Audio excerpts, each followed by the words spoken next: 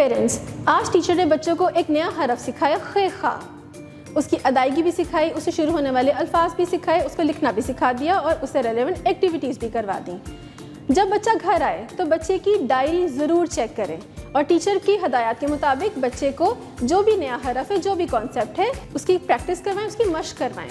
سب سے پہلے QR code کو اسکین کریں اور اس سے جو بھی حرف ہے، جو بھی کانسیپٹ دیا گیا ہے، اس سے ریلیونٹ ویڈیوز موجود ہیں، وہ دیکھیں اور وہ بچوں کو دکھائیں کہ جو بھی حرف دیا گیا ہے اس کی ادائیگی کیسے ہوتی ہے، اس کو لکھنا کیسے سیکھنا ہے.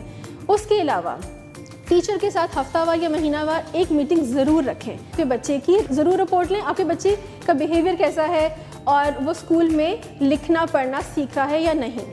اس کے علاوہ جب ٹیچر بچے کو کوئی بھی پروجیکٹ دے، کوئی بھی آرٹ ایکٹیویٹی دے، وہ گھر میں ضرور پریکٹس کروائیں.